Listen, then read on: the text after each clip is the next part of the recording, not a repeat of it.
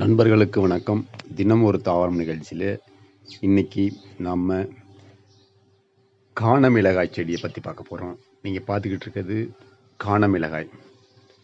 சாதாரண மிளகாயை விட இது ரொம்ப சிறிய அளவில் இருக்கக்கூடியது, மலைப்பகுதிகளில் வளரக்கூடியது. இந்த காண மிளகாய் செடி பார்க்குறீங்க. இந்த காண மிளகாய்க்கு காந்தாரி சில்லின்னு சொல்லுவாங்க. அதோட மற்ற பெயர்கள் பேட் ஐ சில்லின்னு சொல்லுவாங்க, தாய் பெப்பர்னு சொல்லுவாங்க. இந்த இது பார்த்திங்கன்னா மேற்கு தொடர்ச்சி மலைகளில் அதிக அளவில் இது வளரக்கூடிய மிளகாய். இந்த மிளகாய் செடி கடல் மட்டத்திலிருந்து 2000 அடிக்கு மேல் அதிக அளவில் பயிரிடப்படுகிறது. நீங்கள் பார்ப்பது காண மிளகாய். இந்த காண மிளகாயோட செடியோட உயரம் கிட்டத்தட்ட ஒரு 4 அடி உயரத்திற்கு மேல் வளரக்கூடியது. காட்டு செடி போல் வளரக்கூடியது. சாதாரண மிளகாய் கீழ்ப்புறமாக தொங்கிக் கொண்டிருக்கும். இந்த காண மிளகாய் வானத்தை நோக்கி நேராக நின்று கொண்டிருக்கும். நீங்கள் பார்ப்பது காண மிளகாய். மிகச்சிறிய மிளகாய் காண மிளகாய். சாதாரண பச்சை மிளகாயை விட 5 மடங்கு காரத்தன்மை கொண்டது இந்த காண மிளகாய். மலைவாழ் மக்கள் அதிக அளவில் இந்த காண மிளகாயை சமையலுக்காக பயன்படுத்துகிறார்கள். சமவெளிகளிலும் காண மிளகாயை பயிரிடுகிறார்கள். ஆனால் இந்த அளவு பெரிய செடியாக வளராது, மகசூல் உத்தனை கிடைக்காது. இது மலைப்பகுதிகள் நன்றாக வளரக்கூடியது, மருத்துவ குணங்கள் அதிகமுடையது. நண்பர்களே, இந்த காண மிளகாய் வெளிப்புறமாக பயன்படுத்துவதால் வலி வீக்கங்களை குறைக்கக்கூடியது. காண மிளகாய் சமையலில் பயன்படுத்துவதால் செரிமான சீர்கேடு சரியாகும்,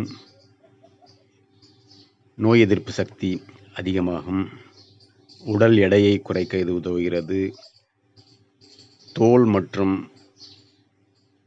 முடி வளர்ச்சிக்கு உதவுகிறது, இதய நோய்களிலிருந்து பாதுகாக்கிறது, கொலஸ்ட்ராலை குறைக்க உதவுகிறது,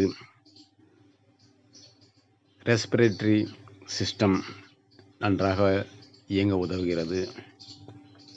நண்பர்களே, இந்த காண மிளகாய் இதயத்துக்கு செல்லும் இரத்த ஓட்டத்தை தூண்ட செய்கிறது, காலராவை தடுக்கக்கூடியது. இது ஒரு ஸ்டிமுலண்ட் ஆகும், ஆன்டி லிப்பிடெமிக், லோ கொலஸ்ட்ரால். இந்த காண மிளகாய் பழம் ஒரே ஒரு காண மிளகாய் மட்டுமே எடுத்துக்கொள்ள வேண்டும்.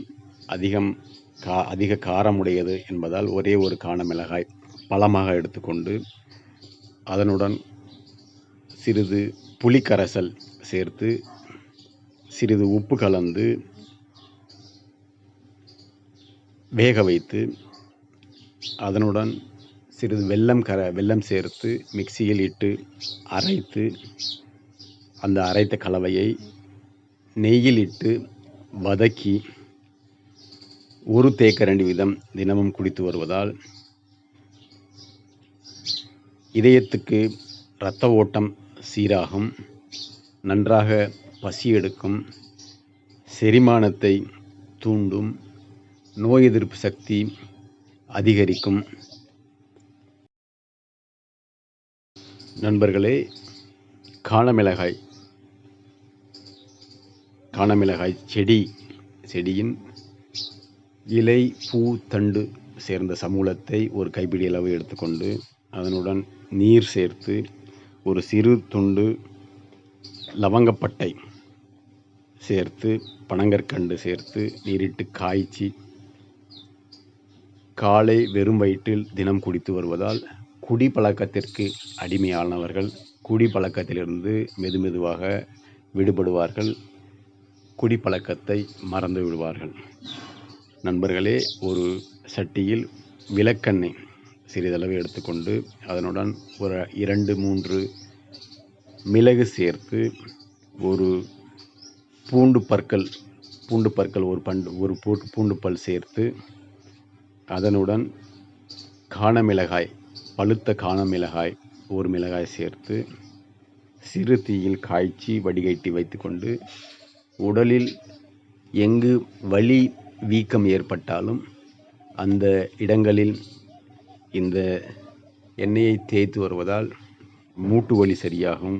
முதுகு தண்டில் ஏற்படும் வலி சரி செய்யக்கூடியது, நரம்புகளில் ஏற்படும் வலியை சரி செய்யக்கூடியது, வலி வீக்கத்தை சரி செய்யக்கூடியது. இது ஒரு ஆன்டி இரிட்டன்ட் ஆகும்.